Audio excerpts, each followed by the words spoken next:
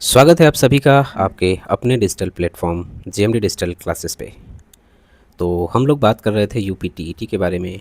और यूपीटीईटी में हम 2017 के सॉल्व पेपर की बात कर रहे थे, लेकिन उससे पहले भी बात कर लेते हैं यूपीटीईटी नोटिफिकेशन की। यूपी टेट 2026 का नोटिफिकेशन आ चुका है और इसके फॉर्म 27 मार्च से भरे जाएंगे। 27 मार्च से भरे जाएंगे फॉर्म।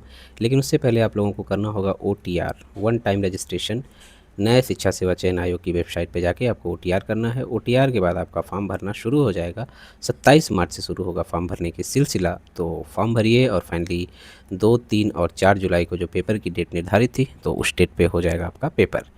2017 का कर रहे थे पेपर और पेपर के फर्स्ट पार्ट को हमने कर लिया था कंप्लीट। आज देखते हैं इसका अगला भाग, जिसमें पहला सवाल है कि एक मार्क का संबंध है। तो देखिए, अगर एक मार्क की बात करें तो इसका संबंध है गुणवत्ता से। गुणवत्ता यानी क्वालिटी से संबंधित है एक मार्क, जिसको भारत सरकार के खाद्य मंत्रालय के द्वारा जारी किया जाता है। शुद्धता की गुणवत्ता की 100% गारंटी वाले प्रोडक्ट पे एक मार्क का साइन लगा होता है। एक मार्क उनको सर्टिफिकेशन मिलता है। कृषि खाद्य उत्पादों के लिए प्रमाणिक चिन्ह है। ये जो कृषि और खाद्य उत्पाद हैं, इनके लिए प्रमाणिक चिन्ह होता है एक मार्क। आर्सेनिक द्वारा जल प्रदूषण सर्वाधिक कहाँ देखने को मिलता है? तो देखिए, अगर आर्सेनिक से जल प्रदूषण की बात करें तो ये सबसे ज़्यादा देखने को मिलता है पश्चिम बंगाल में। ये पूरा का पूरा मैप जो आपको दिख रहा है लाल कलर का, ये पश्चिम बंगाल है। पश्चिम बंगाल, ये बिहार, इधर यूपी। तो पश्चिम बंगाल के 4 ज़िले सबसे ज़्यादा जो है प्रभावित हैं आर्सेनिक से, जिसमें मुर्शिदाबाद, नदिया, उत्तरी और दक्षिणी 24 परगना, ये 4 ज़िले सबसे ज़्यादा आर्सेनिक प्रदूषण से प्रभावित हैं। आर्सेनिक की अधिकता से ब्लैक फुट नामक बीमारी हो जाती है। कौन सी बीमारी होती है? ब्लैक फुट नामक बीमारी होती है। और भारत में प्रथम मामला जो आया था 1983 में आया था। 1983 में आर्सेनिक का पहला मामला, ये भी पश्चिम बंगाल में ही आया था। ठीक है। तो नेक्स्ट है आपका वन्यजीव अधिनियम कब पारित हुआ था? वन्यजीव संरक्षण अधिनियम या वन्यजीव सुरक्षा अधिनियम कब पारित हुआ था? तो ये पारित हुआ था आपका 1972 में पारित हुआ था। वन्यजीव संरक्षण अधिनियम अवैध शिकार एवं व्यापार को रोकने के लिए जुर्माने एवं दंड दोनों का कड़ा प्रावधान किया गया था वन्यजीव सुरक्षा अधिनियम 1972 के तहत।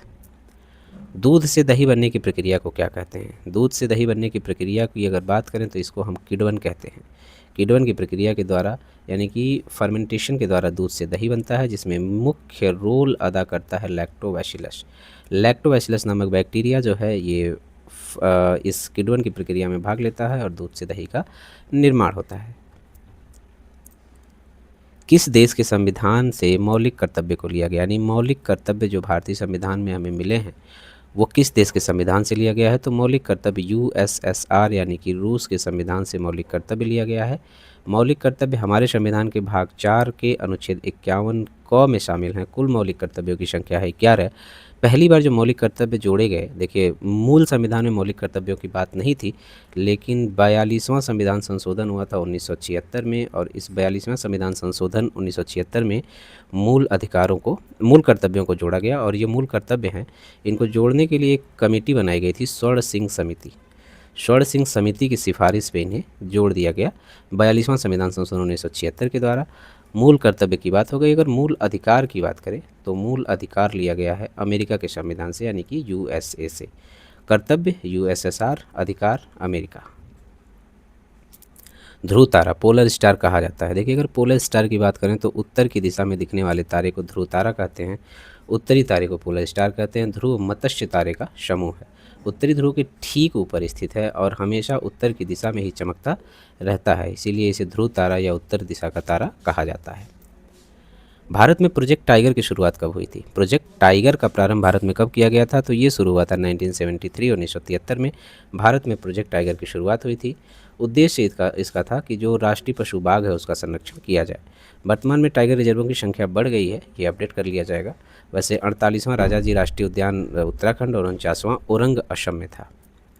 फूलों की घाटी कहाँ स्थित है? फूलों की घाटी यानी वैली ऑफ फ्लावर्स की अगर बात करें तो ये स्थित है उत्तराखंड के चमोली ज़िले में। उत्तराखंड में चमोली ज़िला है जहाँ पे आपको देखने को मिल जाएगी वैली ऑफ फ्लावर्स, फूलों की घाटी। यूनेस्को द्वारा विश्व धरोहर स्थल इसको घोषित किया गया है। एक वयस्क मनुष्य के शरीर में हड्डियों की संख्या कितनी होती है? अगर एक मनुष्य वयस्क है तो उसमें 206 हड्डियाँ देखने को मिलती हैं, लेकिन अगर बच्चों की बात करेंगे तो शिशुओं में 300 हड्डियाँ होती हैं, वयस्क मनुष्य में 206 होती हैं। ग्रीन पीस इंटरनेशनल का मुख्यालय कहाँ स्थित है? एम्स्टर्डम नीदरलैंड में ग्रीन पीस इंटरनेशनल का मुख्यालय स्थित है। स्वतंत्र वैश्विक पर्यावरण संस्था, इसकी स्थापना 1971 में हुई थी। प्रकाश संश्लेषण के प्रकाशीय चरण के दौरान डॉट डॉट डॉट का ऑक्सीकरण और डॉट डॉट डॉट का अपचयन होता है, यानी कि जो जल होता है इसका होता है ऑक्सीकरण और NADP का होता है अपचयन।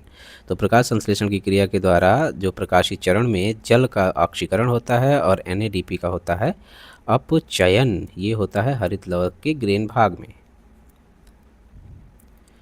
LPG, क्या बात है, LPG के संदर्भ में क्या सत्य नहीं है? तो यह मीथेन उत्सर्जन करने वाला है, ये बात गलत है। LPG स्वच्छ ईंधन है, सही है। ये उच्च ऊष्मीय मान का है, ये भी सही है। यह नीले ज्वाले के साथ जलती है, ये भी सही है, लेकिन इससे मीथेन उत्सर्जन होता है, ये बात गलत है। ये असत्य बात है कि मीथेन उत्सर्जन होता है। बाकी ब्लू फ्लेम के साथ जलती है। लगभग 55,000 किलो 55,000 किलो जूल प्रति केजी इसका ऊष्मीय ताप होता है। और सुरक्षा की बात करें तो रिसाव की पहचान के लिए एथिल मर्केप्टाइल, जो LPG होती है ना, सिलेंडर में जो LPG भरी होती है, इसमें क्या होता है, स्मेल नहीं होती है, लेकिन इसको सुरक्षा की दृष्टि से कि भाई सुरक्षित रखा जाए, इसमें एक एथिल मर्केप्टाइन नामक गैस मिला दी जाती है, जिससे जब LPG लीक हो तो ये पता चल जाता है कि हाँ ये गैस लीक हो रही है। द ओरिजिन ऑफ स्पीसीज नामक पुस्तक किसके द्वारा लिखी गई थी? द ओरिजिन ऑफ स्पीसीज नामक पुस्तक किसके द्वारा लिखी गई थी? तो ये लिखी गई थी आपका चार्ल्स डार्विन के द्वारा लिखी गई थी पुस्तक द ओरिजिन ऑफ स्पीसीज। यह है चार्ल्स डार्विन जिन्होंने लिखा था एक किताब जिसका नाम है द ओरिजिन ऑफ स्पीसीज। मकर रेखा, जिसको ट्रॉपिक ऑफ कैप्रिकॉर्न कहते हैं, वो किसे कहते हैं? तो मकर रेखा की बात करेंगे तो ये 23.5 डिग्री जो दक्षिणी रेखा है उसे मकर रेखा कहते हैं। 23 / 2 डिग्री साउथ, 23 / 2 डिग्री उत्तरी रेखा को कहते हैं कर्क रेखा। 23 / 2 दक्षिणी रेखा को कहते हैं मकर रेखा। और भूमध्य रेखा आपको बीच में दिख ही रही है, 0 डिग्री इक्वेटर भूमध्य रेखा। 22 दिसंबर को सूर्य लंबवत पड़ता है कहाँ पे? मकर रेखा पे। और कर्क रेखा पे कब लंबवत पड़ता है? 21 जून को। बाकी 21 मार्च और 23 सितंबर, 2 दिन याद रखिए। 21 मार्च और 23 सितंबर को सूर्य लंबवत पड़ता है भूमध्य रेखा पे, इसीलिए 21 मार्च और 23 सितंबर को दिन और रात क्या होते हैं? बराबर होते हैं। अंतर्राष्ट्रीय न्यायालय का मुख्यालय कहाँ स्थित है? अंतर्राष्ट्रीय न्यायालय का मुख्यालय हेग में स्थित है। हेग नीदरलैंड में स्थित है अंतर्राष्ट्रीय न्यायालय का मुख्यालय। इसकी स्थापना हुई थी 1946 में 3 अप्रैल को। 3 अप्रैल 1946 को अंतर्राष्ट्रीय न्यायालय की होती है स्थापना। इसकी संरचना की बात करें तो इसमें 5 अध्याय और 70 अनुच्छेद हैं। अंतर्राष्ट्रीय न्यायालय के जो जज होते हैं उनका कार्यकाल 9 साल का होता है। कितने साल का? 9 साल का होता है कार्यकाल। और वर्तमान में शायद दलबीर भंडारी जो है ये हैं अंतर्राष्ट्रीय न्यायालय के भारतीय जज। ठीक, तो ये हो गया इसके 2017 के पूरे पेपर की बात। अब मिलेंगे अगले वीडियो में 2016 के साथ। तो मिलते हैं अगले वीडियो में, तब तक के लिए आप यूं ही हंसते रहें, मुस्कुराते रहें और पढ़ते रहें। Thank you.